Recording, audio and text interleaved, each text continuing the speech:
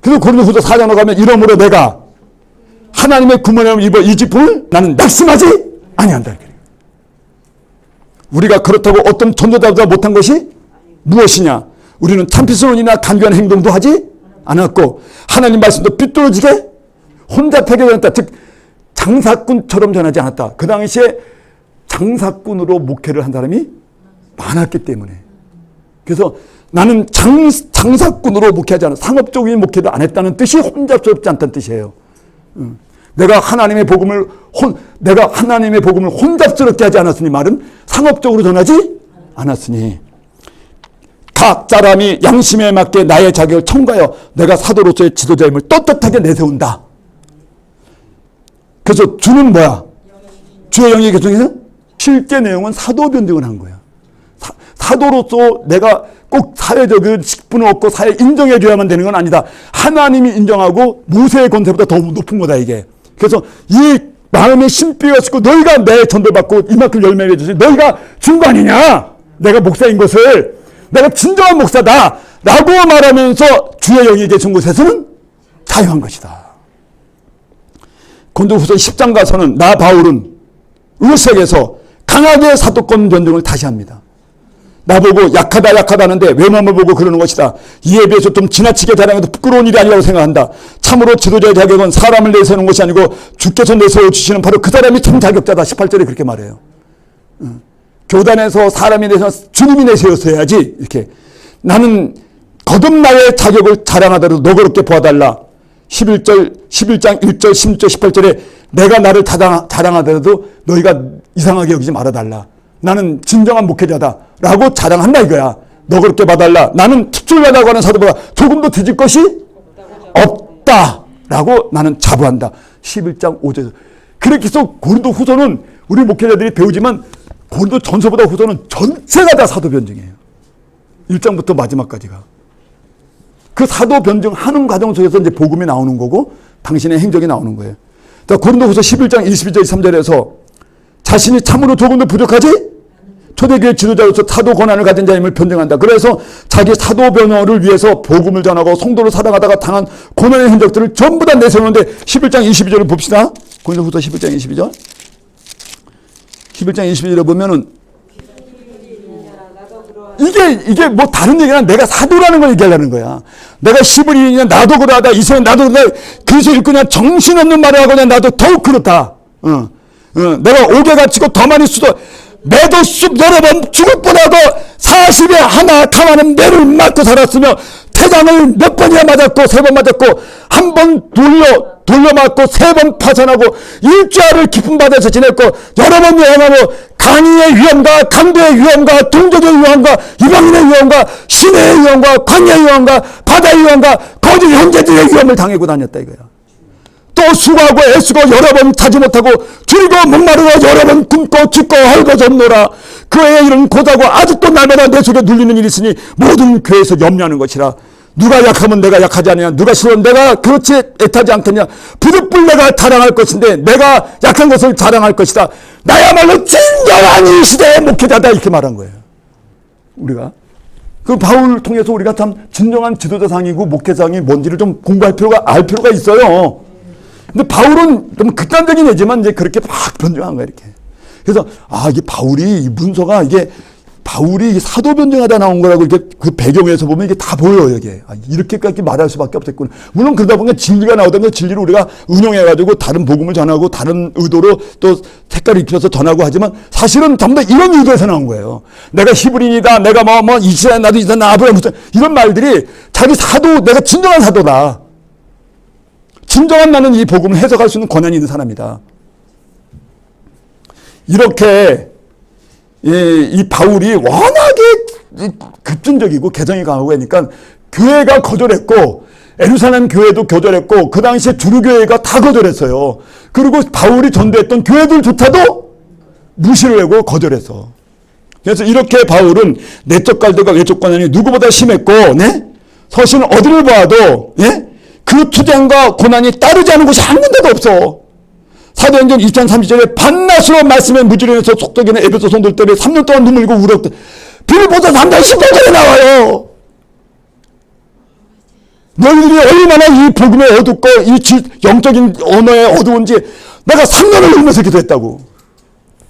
빌립보서 3장 18절에 에베소 너희들 때문에 내가 얼마나 고통을 당하는지 내가 3년을 울면서 기도했고, 그렇고 고린도전서 2장 3절에 고린도 교인들에게 신방태 들렸다가 바울은 강직하고 담대한 위인이었지만 전도 현장의 악조건들 얼마나 강력한 사람인데 무서움을, 전도 현장이 너무나 핍박이 심해가지고 두려워가지고 그 부담 때문에 내가 마음이 심심히 약해졌다 그랬어. 거기 여보세요, 얼마나 복음 전하는 게 힘들었으면 내 심신이 약해져. 이렇게 강력한 정신력을 가진 사람이 내가 심신이 약해서 두려움에 본문에 있어 두려움에 사로잡혀서 몹시 떨었더라. 곤두 지역을 전도할 때 너무나 핍박이 강하고 너무나 사람들이 무시하고 그래서 너무나 무시해가지고 그 사람이요 악담이 얼마나 무서운지 아세요?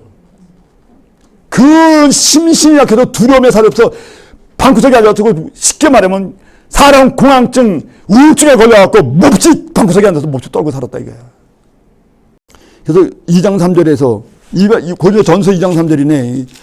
지금 말하면 한 번은 공황장애가 와서 우울증에 걸린 거지. 전도 생활을 못해 이제 두려워서, 사람이 두려워서. 얼마나 많이 조져놨는지 사람들이. 사도행전 18장 5절 네 군데만 좀 보고 끝나겠습니다. 18장 5절에 보면 신라와 마게도냐로부터 내려오매 바울이 붙잡혀 유대인에게 예수를 글소리가 밝히 증언하니 그들이 대적하여 비방 바울이 옷을 털면서 이르되 너희 피가 머리로 돌아갈 것이요 나는 깨끗이 진짜 이게 그래서 15절 이하에 보면 신라와 디모데 같은 유능한 협력자가 도움을 주려고 왔을 때 힘을 얻어갖고 그 후에 정상적인 복음 활동을 하게 됐다는 거예요. 그전까지는 힘이 떨어가지고 두려워서 공황장애 때문에 우울증에 걸려서 못 나갔어요. 사람이 무서워서. 그래서 비로소 제자 2명이 와가지고 힘을 둬서 나간 거예요. 이 정도야. 바울 같은 대단한 분도 이런 삶을 살아. 여러분들이 힘들지. 목회가 어렵고. 얼마나 사람들이 무시해. 네? 성경에는 하나님의 말씀에 붙잡혀라 그러는데 그 붙잡혀란 말은 그거는 복음 활동을 정상적으로 하게 됐다 그 뜻이에요. 비로소 신라와 디모데가 마게도로 내려와가지고 그때부터 비로소 신앙 복음 전도 생활을 제대로 할 수 있었어요. 그 다음에 디모데후서 4장 9절 갑니다. 너는 어서 속히 내게로 오라. 아니야, 제 목소리를 들으셔야 돼. 너희는 속히 내게로 오라. 대만은 세상을 사랑하여 나를 버리고 데살로니가로 갔다. 그레스게와 갈라디아로 갔고 디도는 달마디아로 갔다. 그래서 디도조차도 바울을 떠났다고 하는 학자가 있어요.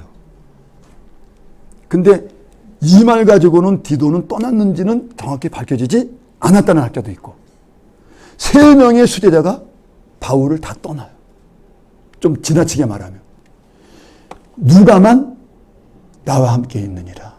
내가 올 때에 마가를 데리고 오라. 그가 나의 일에 유익하다. 두기고는 에베소에다 보냈다. 응? 두기고라는 제자가 에베소 교회에 보냈다. 내가 올 때에 드로아의 가보의 집에 급하게 내가 도망 나오라고 뭘 벗고 왔어. 이 겉옷이 되게 중요한데 겨울날이라면 겉옷이 근데 책은 특별히 가죽종이 성경책이에요. 가죽종이에다 쓴 성경책 양피지 성경책을 갖고 와달라. 구리생명업자 알렉산더가 내게 해를 많이 입혔다. 주께서 그의 행한 대로 갚으시길 너희가 그를 주의해라. 그가 우리를 대적했다. 내가 처음 변명할 때 증언할 때 나와 함께 한 자도 하나도 없고 나를 버렸다. 그들에게 허물을 돌리지 말아라. 네? 여보세요. 이게 디모데 후서. 자, 디모데 후서 1장 15절. 다 같이 읽으세요. 자, 저를 봐요. 디모데서는 바울의 사역 종반기에 쓴 거예요. 바울의 종반기가 어땠는지 아세요? 다 도망가요. 없어요. 그 몇 명 안 남아요. 이게 겨울이에요.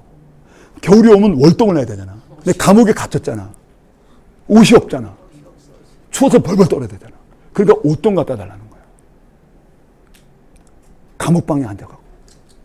그리고 성경책을 급하게 내가 붙잡혀 놓으라고 성경책을 못 갖고 왔으니 성경책 좀 갖다 달라. 가죽 성경책. 그때는 두루마리가 양피지로 해서 가죽 성경책이 있었잖아. 양이 많겠지만 그걸 갖다 달라. 이거를 11월 중순쯤 해야 돼. 바람 쌩쌩 불을 때 하면 되게 쓸쓸해.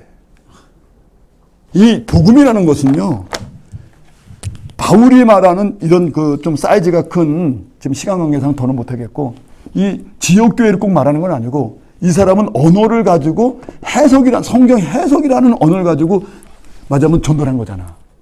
지역교회는 성경 해석학 갖고 하는 것이 아니고, 윤리나 복음이라고 하는 사랑의 윤리 갖고 하는 거잖아. 근데 큰 목회는 해석학 언어로 하는 거거든요. 이 큰 목회는 교구나 그 다음에 구역이나 이런 교회 지역에 이런 건물 교회가 없어요. 그러니까 원래 큰 목회는 언어라는 거라서 언어는 자기 지역구가 없는 거야.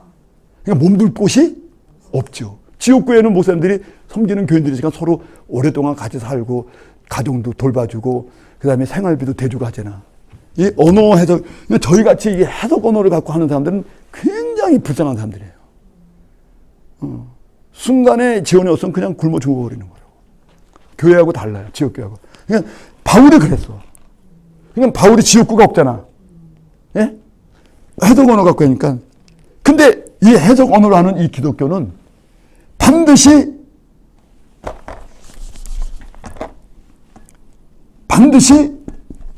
계대 문제가 책임을 져야 돼. 무슨 문제? 지역교회는 계대 문제를 책임지지 않아요. 성도들 모아서 11조 걷어서 그다음에 지역을 활성화시키면 되는데 이 해석하고는 이 기독교 전체의 사상적인 교회는 계대 문제가 생겨. 그러니까 이 계대 문제 있을 때 반드시 학대, 뭐라고? 학대 계대가 되지 않고 반드시 무슨 계대? 축소 계대를 하는 거예요. 이게 이 언어를 갖고 있는 사람의 운명인 거예요. 하나님이 하시는 거예요. 그래서 내가 지역교회하고는 좀 다르다고 얘기하는 거예요. 지역교회는 계속 확장이 돼요. 그리고 어느 정도 안정도 생활이 되고, 그리고 지역을 활성화시키는 걸로 가고, 그 재미도 있어요. 근데 이 목회는 저희 목회 하나도 저 하는 목회는 재미 하나도 없어요. 여기 와주신 이분들 너무 감사해요, 나는요. 지금 제가 70대니까 확대 축소야. 축소 계대지. 여기 새로 오신 분들한테 요 몇 분, 저 화려했던 사람이에요. 여기 다 알아, 이분들은. 대단했던 사람인데, 하나님이 이런 언어를 갖고 있는 사람들은 반드시 학대가 아니고 축소게 되는, 그게 복음이라는 거예요. 그래서 진정한 이런 그 언어로 하는 이런 복음의 언어들을 갖고 있는 해석 언어를 갖고 있는 사람들은, 사상적인 기독교 언어를 갖고 있는 사람들은 이 지역교회는 사상이 아니고 윤리잖아. 사랑의 윤리. 사랑의 윤리라는 건 아름답고 재밌죠. 그리고 뭐 멋있죠. 뭐 피아노도 쳐주고 막 이렇게.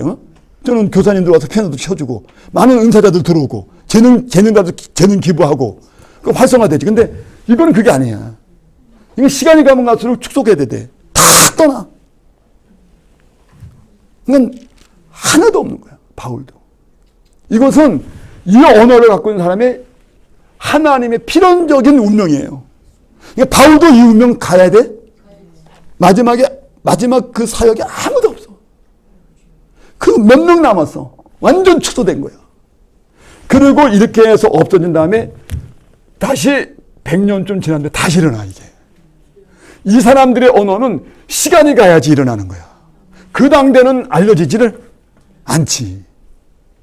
그러니까는 지금 마지막에 이렇게 쓸쓸해요.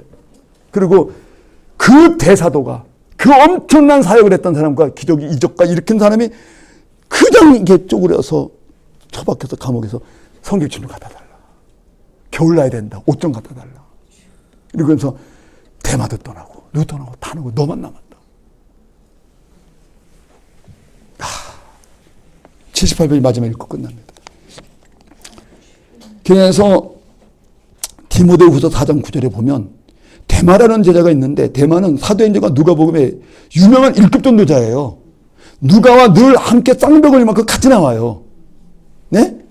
아끼던 제자였다. 그는 바울의 전도 연장에서 언제든지 앞장서서 활동했던 뛰어난 사람이었고 골로새서 4장 14절 빌레몬서 1장 14절에 누가와 나란히 언급된다. 그는 당시 세상에 주는 유혹에 빠져 자신의 고향인 대산을 깔고 바울을 버리고 떠나버렸다. 바울이 아끼던 제자의 배신받고 몹시 당하게. 여러분 한번 아끼던 제자한테 배신 한번 당해봐. 사람이 배신을 당하면 그렇게 고통스러운 거예요.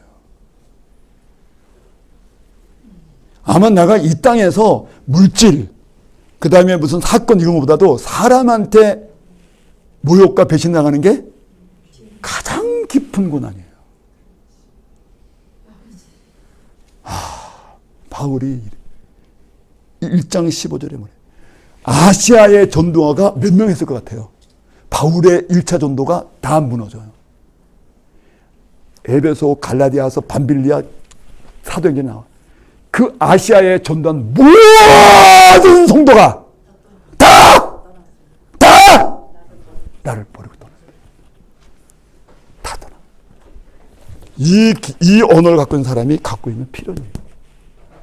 그러니까 도대체 1장 10, 디모데후서 1장 10절에 대낮뿐 아니라 아시아에 특히 에베소 지역에서 복음 활동하고 어떤 수많은 결신자들이 모두 바울의 신앙 노선을 떠납니다. 그리고 영주제로 가든지 유대 율법 종교로 가든지 예루살렘으로 흘러 들어가든지 다 떠나서 없었어요. 대대적으로 기독교 신앙을 포기한 사건이 있었는데 그 중에는 바울의 측근들도 굉장히 많았어요. 그래서 바울은 그의 사역의 종반기에 많은 추종 세력을 잃고 비운의 맛을 봅니다. 대다수의 사람들이 그의 신앙 노선을 떠나 다른 길로 가버림으로 외로운 전도자의 여생을 마지막 걸어요. 그리고 그의 사역의 말년은 거의 감옥에서 지냅니다. 그리고 다가올 죽음을 초연히 받아들여요. 지금 오늘 본문에 본 것처럼. 그리고 여전히 감옥에 갇혀 있으면서 빌보 성도에게 기쁨하라고 얘기하면서 마지막 봅시다. 79페이지. 바울의 자신의 인생은 항상 전투하는 것으로 비유해서 매일을 전쟁 치렀다 그러면서 디모데후서 3장 4절인데 2장 3절 3장 4절 에베소 6장 10절 빌레몬서 내가 전사로 살았다 그래. 뭐야? 주님의 용사로 병사로 살았다. 디모데야 우리가 예수의 병사로 살면서 너가 이래야 되지 않느냐. 복음 전도의 생활이 얼마나 힘든지 자신의 삶을 여인이 잉태해서 해전하는 애 낳는 것처럼 살았다. 얼마나 복음 전도가 힘들고 이 전도 생활이 힘든지 애 낳는 수고를 하는 것 같이 살았다. 우리는 바울의 내적 평화와 그리스도에 대한 심오한 신학 사상이 이러한 혹독한 내적 투쟁, 혹독한 고난에서부터 나온 것임을 알아야 된다. 로마서 8장 28절 다 같이 읽읍시다. 시작. 바울은 우리가 알거니와 사랑하는 자 곧 그 뜻대로 부르심을 입은 자들에게는 모든 것이 합력하여 선을 이룬다고 바울이 말하면서 바울같이 냉혹하고 영웅적인 신앙의 사람도 이렇게 고난이 찾았고 많이도 흘렀었구나 라는 말로 마치면서 여러분들 위로를 합니다.